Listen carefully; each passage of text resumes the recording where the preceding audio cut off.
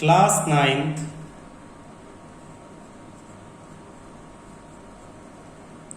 Chapter 10 gravitation.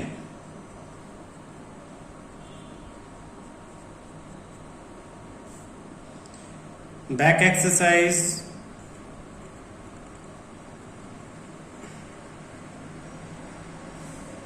Question first. Question first क्या कहता है? कहता how does the force of gravitation between two object changes. हमने पढ़ा कि भाई दो ऑब्जेक्ट हैं, एक ऑब्जेक्ट ये और एक ऑब्जेक्ट ये है, इनके बीच में जो फोर्स लग रही है वो F है। कहता है F कैसे चेंज होती है? अगर distance between them is reduces to half, इन दोनों के बीच में जो डिस्टेंस d है वो अब आधा हो जाए यानी d/2 हो जाए तो फोर्स में क्या इफेक्ट आएगा, ये पूछा है क्वेश्चन में। इसके लिए हम दोबारा एक बार फॉर्मूले पे जाते हैं। Formula F is equal to G m mass of first object into m2 mass of second object upon distance का स्क्वायर। इसका मतलब क्या है? G तो कांस्टेंट है, F प्रोपोर्शनल है फर्स्ट ऑब्जेक्ट के मास से, F प्रोपोर्शनल है सेकंड ऑब्जेक्ट के मास से और F इनवर्सली प्रोपोर्शनल है डिस्टेंस के स्क्वायर से। ये याद रखना, इसी पे सारे क्वेश्चन हो जाएंगे। अब इस क्वेश्चन में ये जो क्वेश्चन फर्स्ट है इसमें फर्स्ट मास को तो कोई चेंज नहीं किया, ये तो एज इट इज रहेगा। सेकंड मास को भी कोई चेंज नहीं, ये भी एज इट इज, लेकिन डिस्टेंस को हाफ कर दिया। तो हाफ डिस्टेंस का इनवर्सली प्रोपोर्शनल है फोर्स, इनवर्सली, तो हाफ का रेसिप्रोकल क्या हो जाएगा 2 और डिस्टेंस का स्क्वायर यानी 2 का स्क्वायर, 2 का स्क्वायर होता है 4। तो इसका मतलब है कि न्यू फोर्स जो है वो न्यू फोर्स 4 टाइम्स हो जाएगी। कितने टाइम्स? 4 टाइम्स। पहले वाली फोर्स के 4 टाइम, 4 गुना हो जाएगी। ये तो डायरेक्ट निकालने का मेथड था, वैसे कैसे निकालेंगे देखो सॉल्यूशन करके देखते हैं। Let mass of first object be m1, mass of second object be m2, distance between them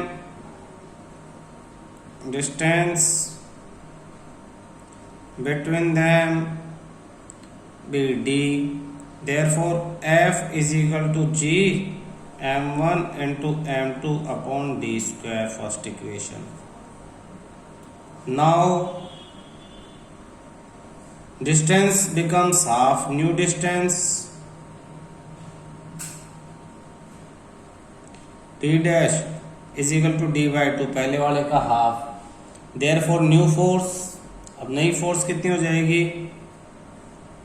new force F dash is equal to G m1 into upon m2 d dash square, यानी ये हो जाएगी आपके पास G m1 m2 upon D dash की क्या value थी? d/2, तो d/2 square.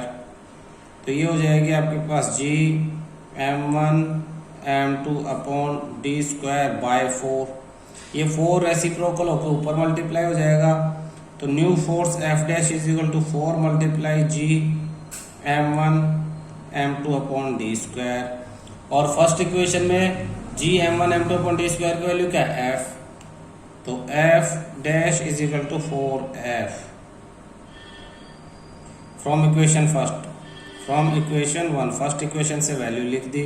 इसको स्टेटमेंट में क्या कहेंगे? Therefore new force becomes 4 times of previous force. पहले वाली फोर्स से 4 गुना हो जाएगी नई फोर्स। कब? When distance becomes half, when distance becomes half, जब डिस्टेंस रिड्यूस टू हाफ, जब डिस्टेंस को हाफ कर देंगे तो नई फोर्स 4 टाइम 4 गुना बढ़ जाएगी।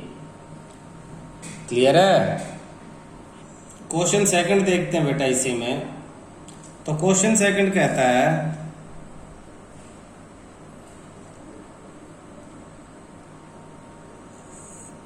Gravitational force act on all object in proportional to their masses. हमने देखा कि फोर्स जो है वो मास के प्रोपोर्शनल है। देखो ऊपर अभी हमने थोड़ी देर पहले इसको हमने लिखा था कि फोर्स किसके प्रोपोर्शनल है, मास के प्रोपोर्शनल है। When then a heavy object does not fall faster than a light object। तो अर्थ के ऊपर, ये अर्थ है, अर्थ का सरफेस, एक भारी ऑब्जेक्ट और एक छोटी ऑब्जेक्ट सेम स्पीड से क्यों गिरते हैं? ये याद रखो कि दोनों सेम स्पीड से गिरते हैं, सेम स्पीड। इसके लिए पहले तो समझो, जैसे पहला क्वेश्चन समझा था, ये जो स्पीड है, velocity,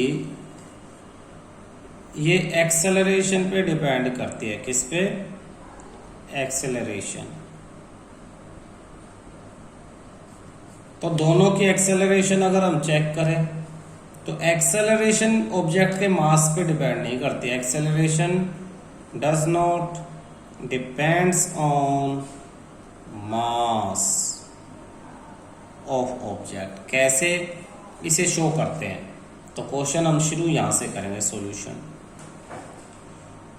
F is equal to G mass of earth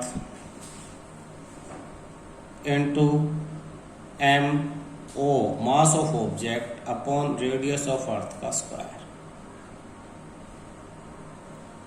F का फॉर्मूला एम ए, तो mass of object into acceleration equal to G mass of earth mass of object upon radius of earth का square. Mass of object से mass of object cancel, therefore acceleration is equal to G mass of earth upon radius of earth square. It is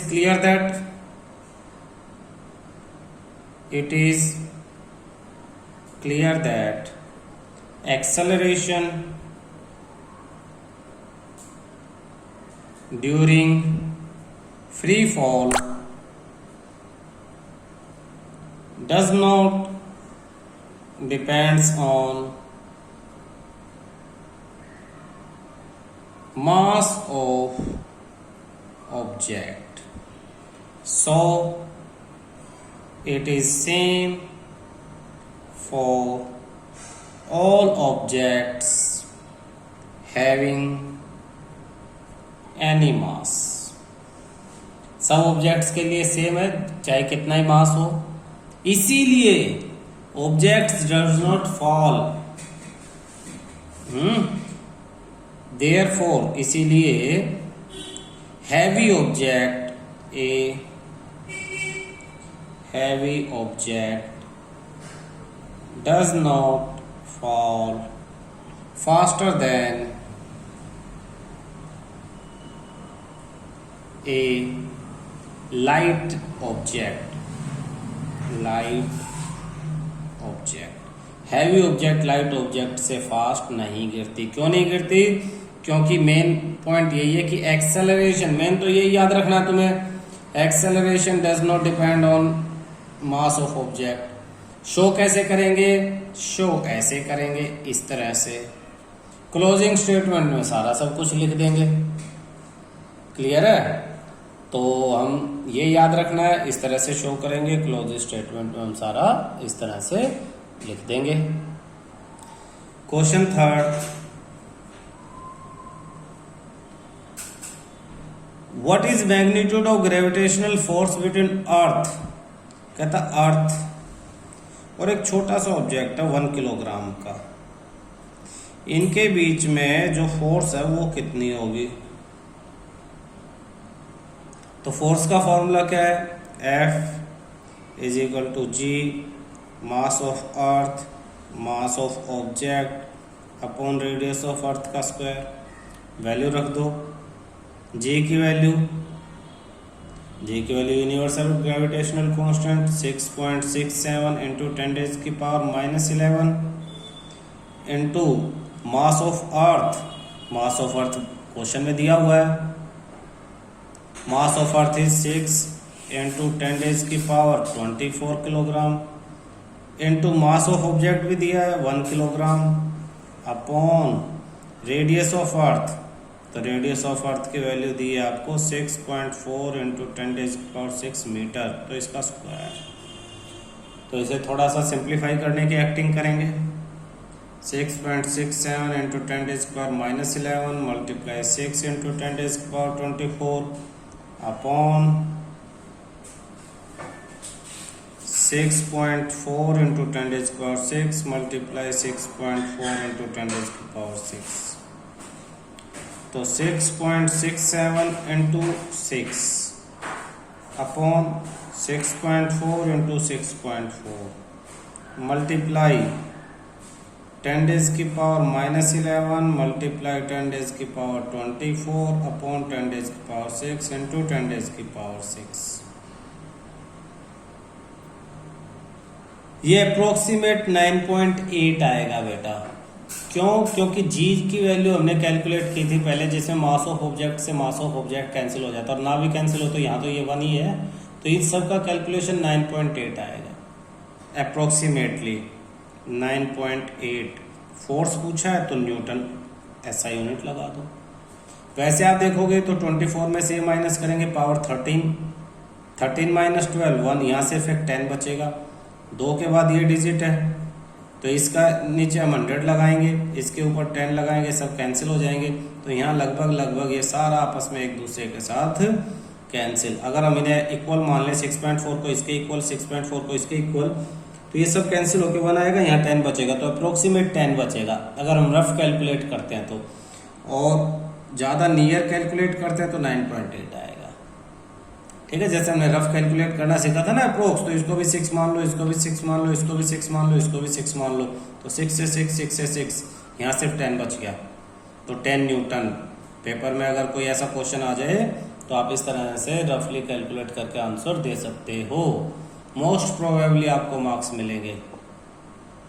ऐसे जैसे आपने कराया। Question 4 कहता था अर्थ and the moon are attracted to each other by gravitational force. Does the earth attract the moon with a force is greater? कहते ये अर्थ है, ये मून है, छोटा है, दोनों एक दूसरे को फोर्स से अट्रैक्ट कर रहे हैं। F पूछ रहा अर्थ जो फोर्स से अट्रैक्ट कर रही है, फोर्स ऑफ अर्थ वो ज्यादा है फोर्स ऑफ मून से या कम है? Which moon attract the earth और वाई? हम लिखेंगे both forces are equal, both forces are equal but opposite in direction. ये सॉल्यूशन है इसका, दोनों फोर्सेस इक्वल है बट अपोजिट है किसमें? डायरेक्शन में, क्योंकि दोनों के बीच में ये अलग अलग फोर्स नहीं होते, एक ही फोर्स से कैलकुलेट एफ से कैलकुलेट किया जाता है, जिसका फार्मूला है G mass of earth into mass of moon upon इन दोनों के सेंटर के बीच का डिस्टेंस डी स्क्वायर। तो दोनों ही फोर्स इससे निकलते हैं, दोनों की डायरेक्शन अलग है, वैल्यू दोनों की सेम। क्लियर है? नेक्स्ट क्वेश्चन फिफ्थ क्वेश्चन आपको कहता है moon attract the earth, why does the earth not move toward the moon? ये फोर्थ क्वेश्चन से रिलेट करता है, ये अर्थ और ये मून। अर्थ मून को अपनी तरफ अट्रैक्ट करती है, जिसकी वजह से मून अर्थ के चारों तरफ चक्कर काटता है। कहता मून भी तो अर्थ को अपनी तरफ अट्रैक्ट कर रहा है, तो मून अर्थ के चारों तरफ चक्कर क्यों नहीं काटती है? मून अर्थ, ये जो अर्थ है मून के ऊपर आके क्यों नहीं गिर जाती? तो जो फोर्स है, ध्यान से समझना, जो फोर्स लग रहा है, कौन सा force? F is equal to G mass of earth mass of moon upon इनके बीच के डिस्टेंस का स्क्वायर। जब हम अर्थ के केस में आते हैं तो अर्थ के मास से और अर्थ के एक्सेलरेशन, अर्थ के अंदर एक्सेलरेशन भी तो देखेंगे ना, तो mass of earth into acceleration in earth equal to G mass of moon earth into mass of moon upon D square. तो क्या है, मास ऑफ अर्थ से मास ऑफ अर्थ कैंसिल हो गया। तो ये जो एक्सेलरेशन आई, acceleration in earth G mass of moon upon distance का square, it is very small for a big mass like earth to show any significant motion। तो ये एक्सेलरेशन अर्थ के बड़े मास में सिग्निफिकेंट यानी देखने लायक एक्सेलरेशन शो करने के लिए, देखने लायक मोशन शो करने के लिए ये एक्सेलरेशन बहुत कम है। जबकि अगर हम बात करें किसका, मून का, मून के लिए एक्सेलरेशन निकाले तो वो एक्सेलरेशन मून के लिए बहुत सफिशिएंट है, जिसकी वजह से मून मोशन में आ जाता है। ठीक है। Question 6, what happens to the force. इसने पूछा फोर्स कितना हो जाएगी, फोर्स में क्या चेंजेस आएंगे, कब। फर्स्ट सिचुएशन दे दी, the mass of one object is double, the mass of one object is doubled. हमने थोड़ी देर पहले किया था, force directly proportional to mass of one object, proportional to mass of other object, inversely proportional to square of the distance between them. तो इस case में ये फर्स्ट आया है। अगर एक ऑब्जेक्ट का मास डबल है तो फोर्स डायरेक्टली प्रोपोर्शनल है, तो डबल फोर्स भी डबल हो जाएगी, तो force becomes double. What happen to the force between two object, force becomes doubled, force भी डबल हो जाएगी। ये शो कैसे करेंगे, अगर न्यूमेरिकली शो करना है तो भाई पहले वाली force F is equal to G m1 m2 upon D square, दूसरी वाली force new force F dash G, एक ऑब्जेक्ट का मास डबल हो जाता 2m1 और m2 अपॉन डी स्क्वायर। इस 2 को बाहर ले लें अगर हम, तो जी m1 m2 upon D square, और ये पूरा क्या है, ये पहले ओरिजिनल फोर्स है, तो इसकी वैल्यू यहां रखेंगे F dash is equal to twice of F। तो हो गया ना आपका बिकम डबल्स, प्रूव कर दिया हमने। इसी का सेकंड पार्ट, अब मैं डायरेक्ट आंसर लिखवा रहा हूं, distance between the object is double and triple.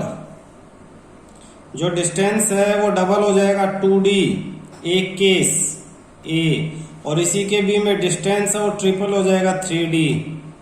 तो फोर्स तो डिस्टेंस के इनवर्सली प्रोपोर्शनल है, तो फोर्स बिकम्स 1/2 का इनवर्स 1/2 और इसका भी स्क्वायर, तो फोर्स बिकम्स 1/4 टाइम्स। ऐसे हम करेंगे डायरेक्ट आंसर निकालने के लिए। यहाँ पे फोर्स बिकम्स 3 का इनवर्स 1/3 और फिर इसको स्क्वायर कर दो, तो force becomes 1/9 times.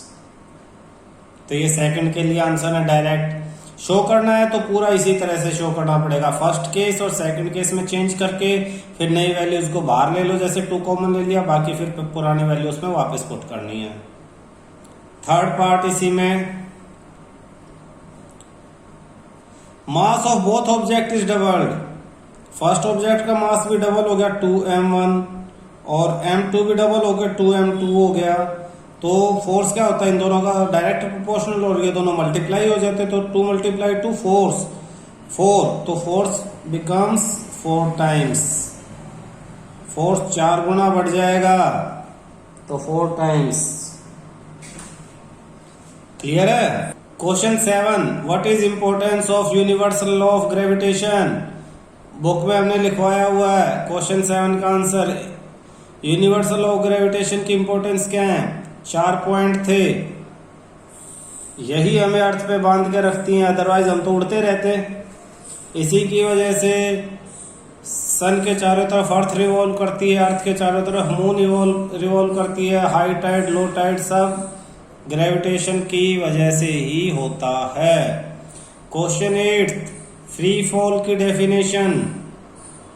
When an object fall freely toward the centre of the earth under the gravitational force only. सिर्फ ग्रेविटेशनल फोर्स के इन्फ्लुएंस में कोई ऑब्जेक्ट जब अर्थ की तरफ गिरती है तो उसे कहते हैं free fall. Question 9, what do we call the gravitational force between earth and object. Earth और ऑब्जेक्ट के बीच की ग्रेविटेशनल फोर्स को हम क्या कहते हैं? ग्रेविटेशनल फोर्स को ग्रेविटी। क्या कहेंगे? ग्रेविटी। ग्रेविटी। ग्रेविटी। अर्थ के केस में हम इस फोर्स को ग्रेविटी बोलते हैं।